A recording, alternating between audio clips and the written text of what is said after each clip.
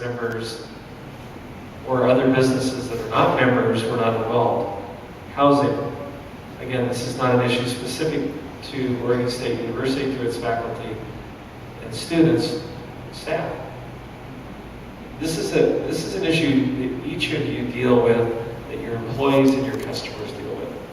If we do not, as a community, address this, I guarantee you, as a former blood-sucking newspaper publisher involved for about 25 years in the state in economic development, land use, and transportation, Corvallis will continue to suffer a declining school-age population.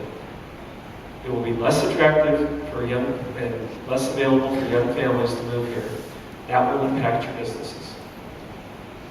We will eventually see decay because property taxes will not support public services, including libraries, parks, municipal services, and county services. That will affect your businesses. Small thing is, next year I won't send another $1,500 to the chamber saying, here's $1,500 not for expanding our membership, but because I want you folks to join the university and the city in addressing this issue associated with housing. So your budget will change a little bit as a chamber. That's not a threat. It's just, we're in this together. Housing, the economy, livability, the university, the city, the chamber, we're in this together. 74% of our undergraduates are from Oregon, and many of those are from smaller communities. Some of them have jobs. We're actually competing for admissions enrollment nationally, and for example, this university is one of the 20 or so in the nation that I found that have a policy against freshmen bringing to campus.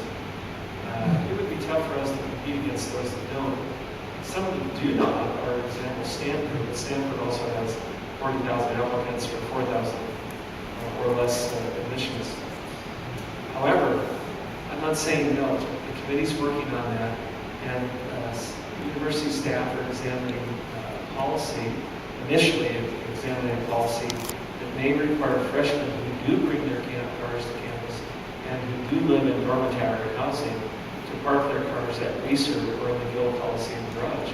Now, what would that do? It would mean that cars would be there more often than they would not. It would free up parking for other uses in the campus core, and we think would actually promote less parking in the neighborhoods.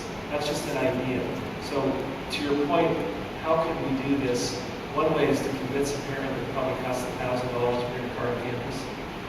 $5,000 for my freshman to bring a car to campus? No, thank you. That's one way, convince a parent. The other is do some other policies before we draw a hard line. We're looking at the hard line as well as other things. For the housing that has been converted to multifamily, how can you convert it back?